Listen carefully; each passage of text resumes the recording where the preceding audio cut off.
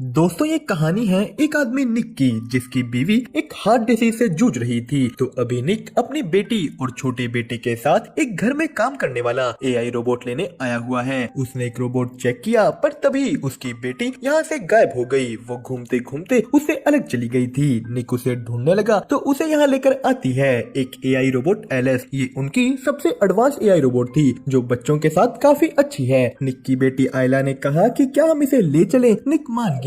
Alice अगले दिन उनके घर में आ जाती है। उसने निक से सबकी सारी डिटेल्स मांगी कि आप मुझे सबका टाइम टेबल बता दो। निक उसे घर दिखाकर आयला को स्कूल छोड़ने चला जाता है। एलिस ने पीछे से घर के सारे काम करने शुरू कर दिए। वो वहाँ फोटोज में निक की पत्नी को देखती है। निक जब वापस आया उनका घर बिल्कुल साफ पड़ा था। आज एलिस ने आयला की फेवरेट डिश बनाई है पर वो कह देती है कि ये मॉम की डिश की तरह नहीं। तभी निक का बेटा मैक्स रोने लगा। निक ने कह दिया कि ओह तुम तो हमेशा मुझे तंग करते हो। ये सब बातें एलिस सुन रही थी। तो रात को आयला उठकर किचन में कुकीज देने की कोशिश करती है पर तभी निक को उसके चिल्लाने की आवाज आई। आयला चेयर से गिर गई थी पर एलिस ने उसे पकड़ लिया। इसी बीच एलिस को चोट लग गई थी। वो अपने घाव पर बैंडेज लगाती है। निक उसे अपनी वाइफ के कपड़े देने आया तो इतनी देर में ही उसकी चोट भर गई थी। अगले दिन वो सभी निक की पत्नी मैगी को मिलने गए। एलिस भी उनके साथ जाती है। मैगी का कुछ दिनों में हार्ट ट्रांसप्लांट होना था। निक और मैगी बात करने लगे कि कैसे ये ट्रांसप्लांट होते ही वो दोनों एक दूसरे को सेटिस्फाई करेंगे। तो सीन शिफ्ट हुआ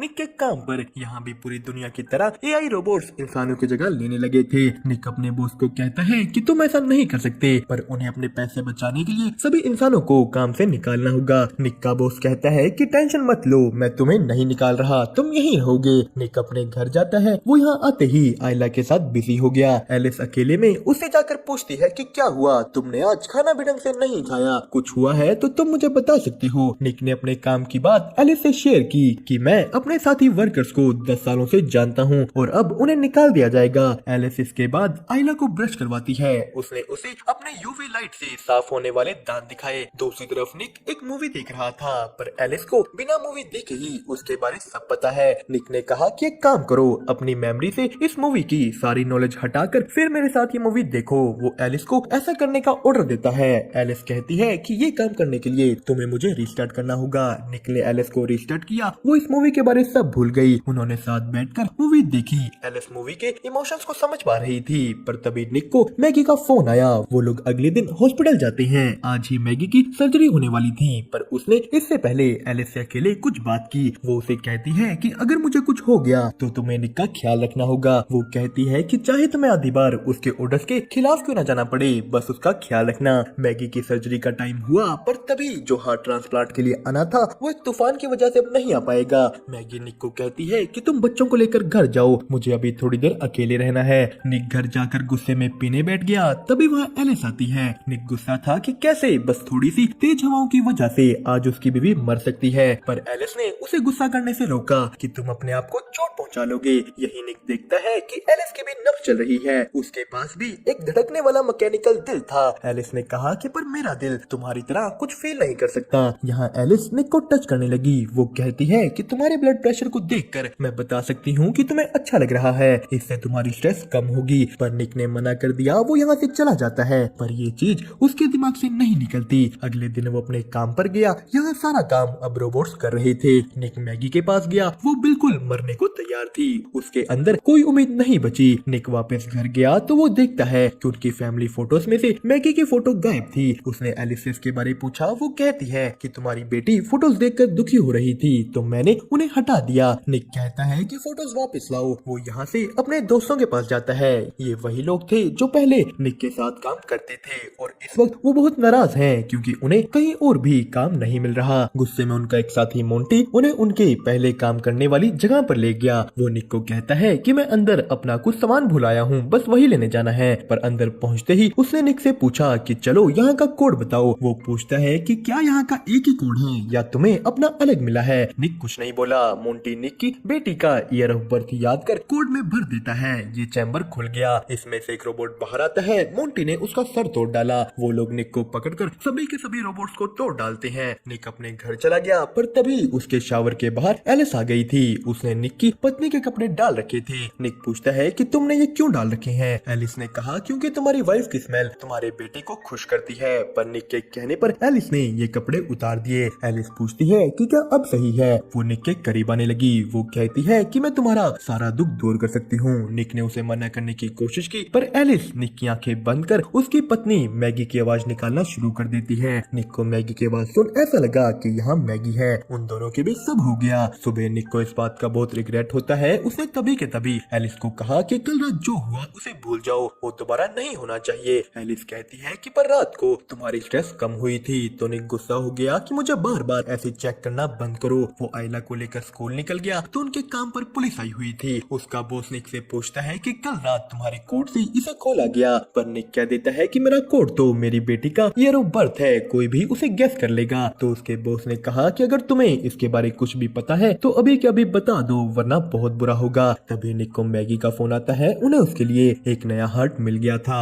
मैगी की सर्जरी होती है, वो मरने से बच गई। निक मैगी को वापस घर ले आया। अगली सुबह होते ही वो अपने बेटे मैक्स के पास गई, पर मैगी से मैक्स को उठाया नहीं जाता। तो एलिस आकर उसे ले लेती है। अब ये चीज मैगी को अच्छी नहीं लगती कि उसका बेटा उसी से किसी और ने ले लिया। एलिस मैक्स के साथ एक प्लेग्राउंड में गई, पर यहाँ एक बच्चे के चिल्लाने की वजह से मैक्स रो रहा था। तो एलिस उस बच्चे को बड़ी रूडली चुप होने को कह देती है। अब ये चीज देखकर उस बच्चे का एआई केयरटेकर बोला कि शायद तुम्हारे ओनर ने तुम्हें ज्यादा ही छूट दे दी है। तो एलिस ने कहा कि नहीं, मेरे ओनर ने जब मुझे रीसेट किया था मैंने खुद ही अपने कुछ रूल्स बदल लिए। शाम को मैगी सबके लिए खाना बनाती है, पर यहाँ भी उसे चक्कर आ रहे थे, वो पूरी तरह ठीक नहीं। तो उनकी बेटी ने खाना खाकर कहा कि एलिस से बहुत अच्छा है। अब ये चीज एलिस को पसंद नहीं आई। यहीं अगले दिन जब मैगी उठती है उसे आयला की चिल्लाने की आवाज आती है। वो नीचे की ओर भागी, पर रास्ते में ही मैगी गिर गई। एलिस मैगी को उठाकर उसके कमरे में लेकर जाती है। रात को जब निक वापस आया उसे उसकी बेटी के कमरे से मैगी की आवाज आई, पर ये एलिस थी। निक ने एलिस को मना किया कि मैगी कहानी खुद सुना देगी। तो एलिस बताती है कि मैगी सीढ़ियों से गिरकर रश कर रही है। निक ने कहा कि सीढ़ियों को तो तुमने ठीक किया था ना।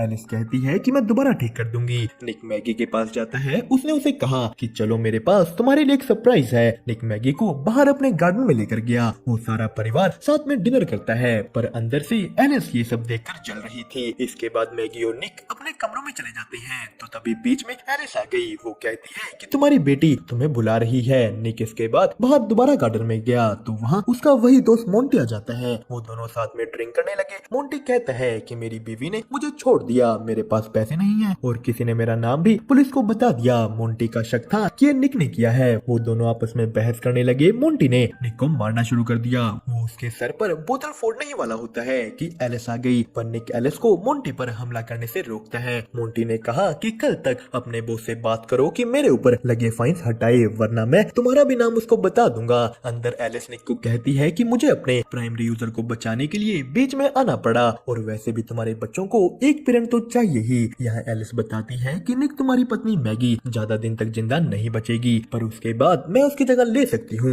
निक ये सुनकर गुस्सा हो गया कि तुम कभी भी मैगी नहीं बन सकती। मैगी के पास दिल है, उसे दर्द होता है, उसके पास उस दर्द के निशान हैं। तो एलिस ने कहा कि बताओ निक, मैं भी निशान बना लूंगी। निक यहाँ से जाकर सो गया। यही दूसरी तरफ मोंटी अपने पत्नी को वॉइस नोट भेज रहा था कि प्लीज मेरे पास वापस आ जाओ, पर वहाँ एलिस आ जाती है। उसने मोंटी को कहा कि तुम निक को और परेशान नहीं कर सकते, वो पहले से ही स्ट्रेस में है। मोंटी एलिस की बात नहीं सुनता। उसने उस पर गन तान दी, पर एलिस मोंटी से ज्यादा ताकतवर थी। वो पहले मोंटी की रोबोट को मारती है और फिर मोंटी को। तो सुबह निक अपने बॉस के पास पहुंचा। वो उसे कहता है कि प्लीज मोंटी के ऊपर लगे फाइन्स हटा दो, पर यहाँ उसके बॉस ने निक को बताया कि मोंटी तो मर गया है। निक को इस बात पर विश्वास नहीं होता। इधर उनके घर में एलिस मैगी की मदद करती है। वो कहती है कि मैं तुम्हें छोड़कर नहीं जा सकती, क्योंकि तुम्हारी दवाइयों की वजह से तुम बेहोश हो सकती हो और यहाँ बाथटब में तुम मर भी जाओगी। एलिस मैगी को कहती है कि निक पहले से ही बहुत स्ट्रेस में है और ये सब उसको और दुख देगा, खास करके जब तुम उसको पूरी तरह सेटिस्फाई नहीं कर पा रही। मैगी पूछती है कि तुम्हें कैसे पता कि वो सेटिस्फाई है या नहीं। एलिस ने कहा कि जब निक सेटिस्फाई होता है उसका ब्लड प्रेशर और स्ट्रेस कम होती है।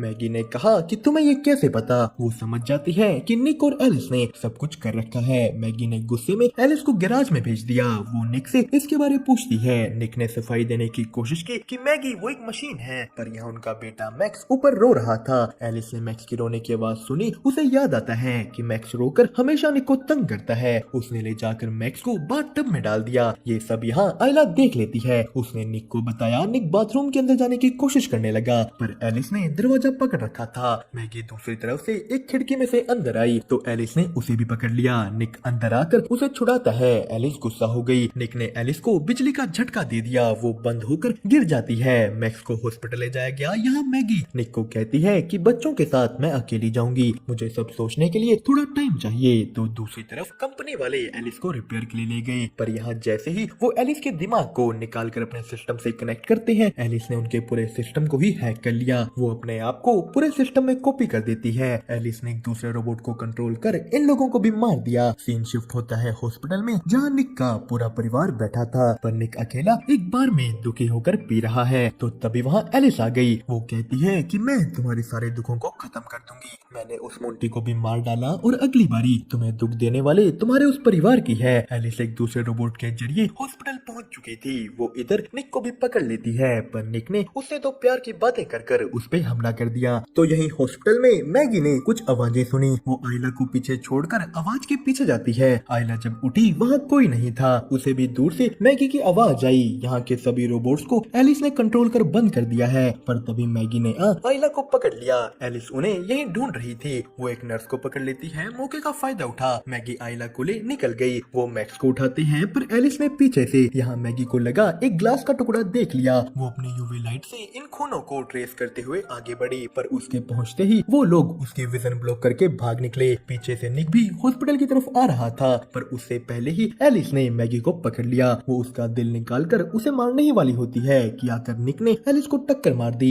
मैगी जाकर निक को कार से निकालती है, पर निक बेहोश हो चुका था। वो मैगी के उठाने पर भी नहीं उठ रहा। तो इधर एलिस उठ चुकी थी। वो मैगी को पकड़कर फिर से मारने ही वाली होती है कि पीछे निक आ गया। निक और मैगी मिलकर अब की बार एलिस को पूरी तरह बंद कर देते हैं। वो पूरा परिवार बच गया। निक का हॉस्पिटल में ट्रीटमेंट किया जाता है, पर दूसरी तरफ इस रोबोट कंपनी का मालिक अपने उस रिपेयर सेंटर में पहुंचा। वो लोग जैसे ही फिर से इन कंप्यूटर्स को ऑन करते हैं, एलिस फिर से एक्टिव हो गई। वो अपने आप को कॉपी करना शुरू कर देती है। उसने बाकी रोबोट्स को भी कंट्रोल कर लिया। एलिस फिर से जाग गई। दोस्तों, इसी के साथ होती है कहानी यहीं पर खत्म। आपको इसकी एक्सप्लेनेशन कैसी लगी हमें कमेंट करके जरूर बताएं, और साथ ही साथ वीडियो को लाइक और चैनल को सब्सक्राइब करना मत भूलिएगा।